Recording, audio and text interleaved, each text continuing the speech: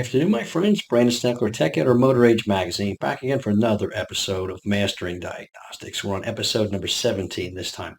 And what we're going to be talking about today is leveraging the power of scan tool topology, topological layout.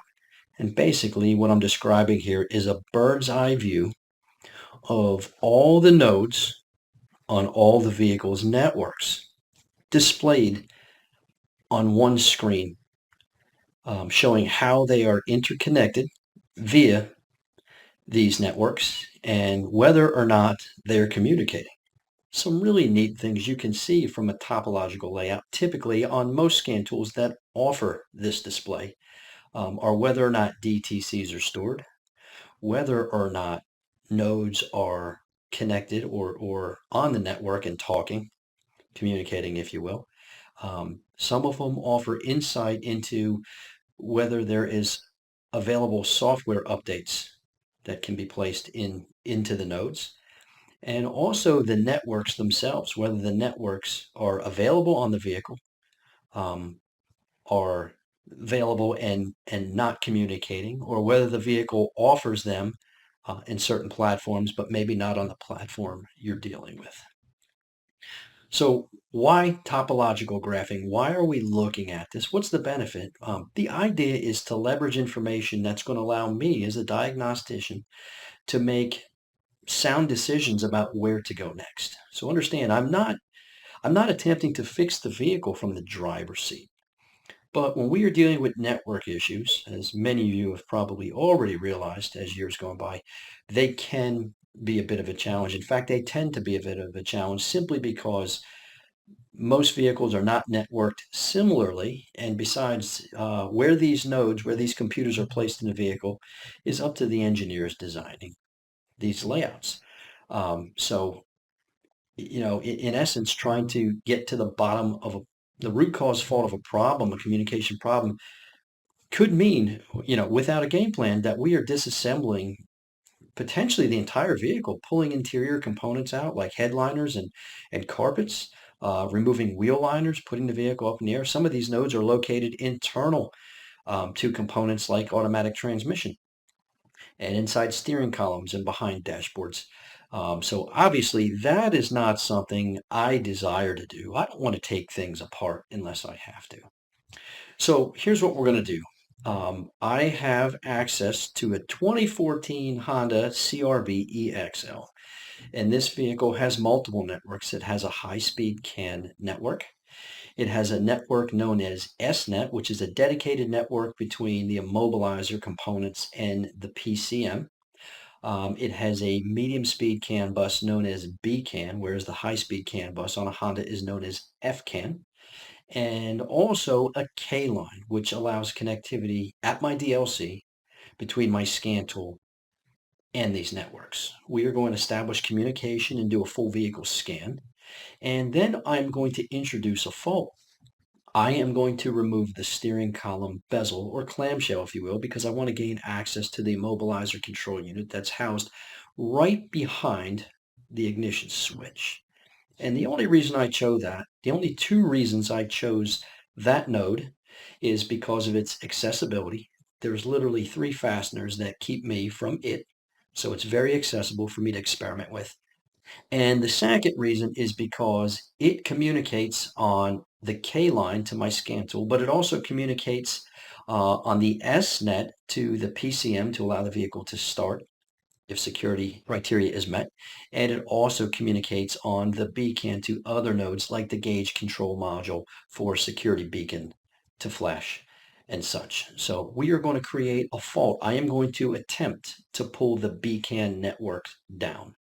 I am going to link beacon high with beacon low via jumper leads, and I'm going to connect both those jumper leads to a ground to load the circuit and pull the network down. And we're going to see how the vehicle responds. Now, knowing what's wrong with the vehicle allows me as a diagnostician utilizing a new tool and a new testing technique to perform an experiment with the known outcome already. Meaning I already know what the fault is, and now it's just anticipating what the test results are going to be and compare that to what the actual test results are. What I'm trying to do is learn for myself, which I'm trying to demonstrate for all of you, how when we implement a new testing technique or a new tool, how can it be beneficial to us, if it's at all beneficial to us, or it's simply hype. So let's head out to the vehicle and experiment. So we're out at the car now, and of course, like any new test or new tool, testing technique, tool, implementation, we have to be aware that we may not know the limitations of the tool or the test we're about to perform, especially if we're not familiar with it.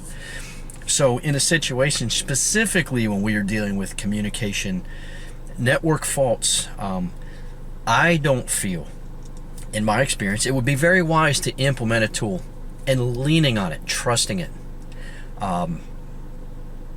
without proving it first. And here's what I mean by that. If I lean on a tool to give me information and it doesn't tell me what I need to know, or it tells me something that is incorrect, it's not entirely true, it could lead me down a path to disassembling an area of a vehicle I don't want to. And this becomes very apparent when we are dealing with network faults, because vehicles, computers are networked throughout, and these computers can be located literally anywhere in the vehicle, and this can become a very time-consuming process. So what I'm going to do now is I've got my interface from my ADS 625X scan tool from Bosch connected to the DLC. I'm set up and ready to go. We are going to do a full vehicle scan first and foremost, and I'm not really trying to find DTCs at this point in time. Sorry about the noise, it's warming up still. I'm not trying to locate DTCs. What I'm trying to do is see which nodes communicate and which do not. And we are going to use that before we go any further, alongside of service information, to find out what this vehicle build is configured with. I mean, by way of VIN and build options. So let's get started on that. All right, so I'm going to zoom in here. There we go. The first thing we're going to do is go to Diagnostics with this vehicle. I'm going to select recent vehicles rather than taking you all the way through the VIN build. This is a 2014 Honda CR-V. I'll back out just a little bit and we'll zoom in when we get on the screen what it is we need to see. This way you can see what I'm doing. So I'm going to go to Read DTCs. And I'm going to select all, as in all nodes on all networks. And I'm going to continue. And I want you to take a look at something right here. Let's wait till this loads. While this is scanning all the vehicle nodes, I want you to take a look right here. There's a switch here for topology view, and that's going to come in real handy. So I'm going to back out again, and I'm going to click on this topology view, and it's going to show us literally a map of all the nodes on the network. Now I'm going to be taking screenshots of this so we can view it a bit later on more easily. But when this loads entirely, I'm going to show you what nodes show up on the topology view and what nodes do not. Now this becomes really important because, again, I will show screenshots. At the bottom of this screen is going to be a key, and what we see here, when a node is populated with rotating arrows, that means it is currently being scanned. If it's populated with a green check mark, that means the scan has been complete and there are no DTCs stored. If it's populated with a red exclamation point, it means that it was scanned and DTCs are stored in that node. And you'll notice a number in the node as well to indicate how many DTCs are stored. See if I can blow this up just a little bit more. What you'll then notice is a fourth option.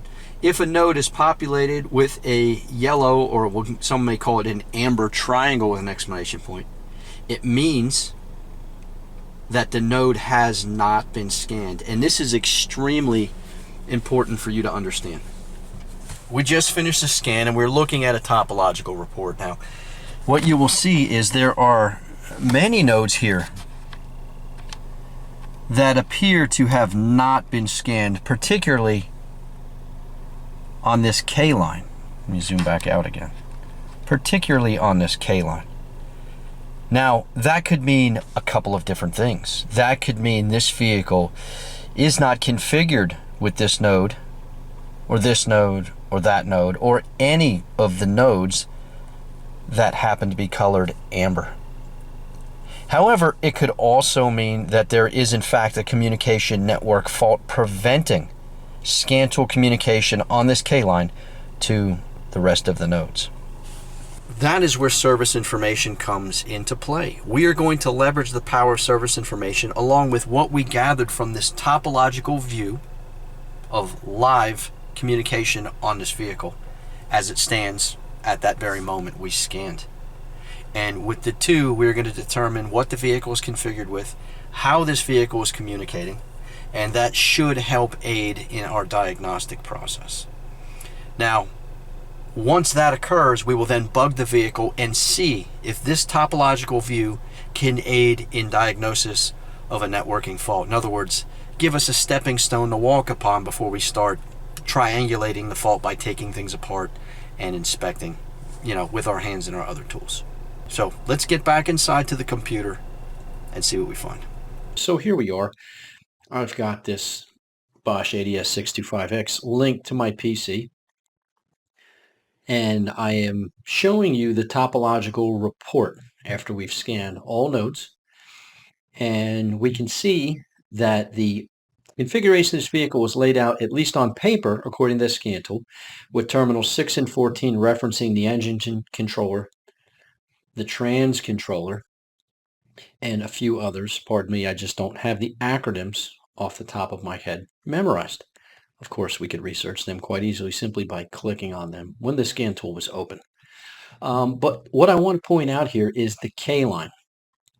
And what you can see here specifically is that we've got a bunch of nodes that appear to have an issue. And if you recall, I described via the key that's located at the bottom of the scan tool that when you see a triangle with an exclamation point in it, right, it's all yellow, that the nodes either will not communicate because there's a problem, or they can't communicate because the vehicle's configuration does not have these nodes on the network. So this is something you have to be careful of when you implement topological reports and use them as data for making diagnostic decisions. Well, we are dealing with a scan tool that is built for OE use. In other words, the factory scan tool. The scan tool software is built to access every node on every network that communicates with the scan tool. That is not necessarily the case with aftermarket devices. So if we go back to this picture, what I see here could in fact be a problem with all these nodes or the network itself, or it may just be the fact that the vehicle is not configured with it. So what we're going to have to do now is go visit service information and take a better look. So what we're displaying here is a picture that I have taken a screenshot of from All Data Service Information System. And what we're showing is K-line. So K-line is the communication network between our scan tool and the DLC. So what we have here is 1, 2, 3, 4, 5 nodes for this specific vehicle built by VIN. And these 5 nodes, the VSA modulator, electronic power steering control unit, the audio unit, supplemental restraint system, and immobilizer all communicate with the scan tool via the K line at terminal 7 of our DLC. So with that being said, what happened to those dozen or more other nodes that supposedly this vehicle had in its configuration, or maybe it didn't. Do we have problems with those nodes, with the communication to those nodes, or are they not available on the vehicle? For that, we'd have to go to a different network. So let's go visit the BCAN network. So this is BCAN, and BCAN shows the immobilizer, the gauge control module, the multi-information display, the lighting and sunlight sensor, HVAC control unit, and navigation unit, if it's equipped with it, to all be communicating on the BCAN network. But I want to show you something else. Here's a clue. If you look up right here, within the underdash fuse relay box is some logic, known as the driver's multiplex integrated control unit. And that integrated control unit, also found here in the K-line network diagram, serves as a gateway. What I'm getting at is, although this scan tool indicates on the topological graph that we are communicating with all those other nodes on the network, it's not technically drawn accurate. And here's what I'm getting at. There is no direct communication to the BCAN network on this vehicle.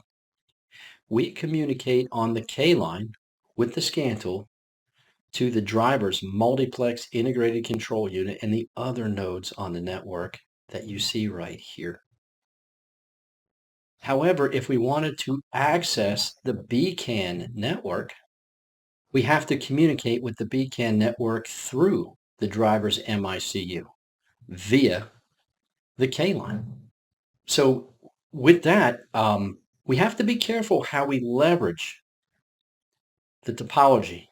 And what I mean by it is a valuable tool, but we have to be careful how we use it. Because if we lean solely on the topological graphing, it could lead us down the wrong path. So to prove it, I'm going to create an experiment. And as promised, we are going to take the CAN bus, the BCAN bus, and pull it low and see how the vehicle responds. I'm going to remove the steering column bezel, and we are going to be infiltrating the BCAN network. That is a medium speed CAN network that many nodes communicate on, and it also serves as a centralized hub that links the BCAN with the FCAN, which is the high speed network, the security bus called the SNet, and also the K-line. And you'll see the significance of that when we get inside of the computer. So let's take a look underneath here. So you don't have to take my word for it. Here's the steering wheel. I've got the bezel off. We're at our immobilizer control unit here. And I am back probed. The blue probe is on our BCAN low wire, and the red probe is on our BCAN high wire. And what I've done is I've shunted both wires together to an alligator clip, and this alligator clip is grounded to the housing of the auxiliary power port. So I am shorting both BCAN plus and BCAN negative to ground, and we're going to rescan. So you can get an idea of what we did before we head out to the vehicle. Is I took these pair of wires right here at the immobilizer control unit. I've shunted them together with a jumper lead and then jumped them to ground. So in essence, we are pulling the BCAN network low. And that should prevent communication. So after doing that and capturing the scan, we were able to compare the topological scan from pre-bugging the vehicle to when the vehicle bug was introduced. And here is what we came up with. With the vehicle intact, I'll call it, you can see we are communicating with 1, 2, 3, 4, 5, 6, 7, 8 nodes. However, with the bug intact and we rescan the vehicle, you can see that we've lost the immobilizer. We've lost the multi-info display. and we've lost the automatic air conditioning as well as the gauges. Now, these other nodes right here, you see have turned red, but they're red not because they're not communicating. They're red because there's DTCs, meaning we've lost communication, and they are crying about the same thing that our scan tool is showing us right here. So to clear things up, to make it less confusing, I want to show you what it is I now know once I've leveraged service information and compared it to my vehicle build and what the scan tool was showing me. This gives a bit of a more accurate representation of how the scan tool actually communicates with the nodes on the vehicle. We have got our DLC terminal number 7 here, and these are in no particular order. What I mean by that is this. This appears to be what we call a daisy chain setup, and this is not true. These are not daisy chained. We can access each and every one of these individually without relying on the other. And we know that because we've looked at service information. But what I'm trying to display here is we talk to the VSA modulator, the electronic power steering control system, the audio unit, the supplemental restraint system, and the immobilizer via the scan tool on the K line. However, although we can leverage information from nodes on the BCAN network, we are not speaking directly to these nodes. We are speaking to these nodes via the MICU. The MICU serves as a gateway in this instance and allows the BCAN nodes, the HVAC control unit, the audio unit, the lighting module, the multi-information display, the gauges, and also the immobilizer unit, but for a different reason. They all communicate on the BCAN network to the MICU.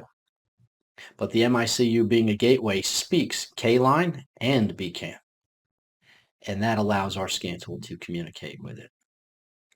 So let's prove how this can help be a cog or a puzzle piece in aiding in efficiency for diagnostic approach on network faults.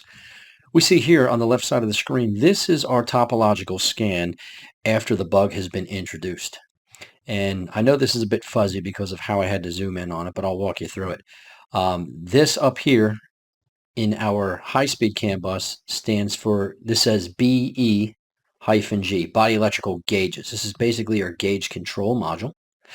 On our K line here, this says BED, body electrical, D for door locks. And this is MICU. Well, I got news for you. This is an internal function to the MICU. So for all intents and purposes, this is one ECU here. If something happens here, it's going to happen here as well. So what this is showing us here is only, we're not concerned with our high-speed CAN bus. We haven't done a thing to it.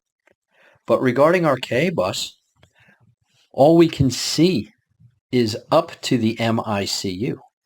What we have here on the right side of the screen is the wiring diagram proving what I'm trying to show you right here.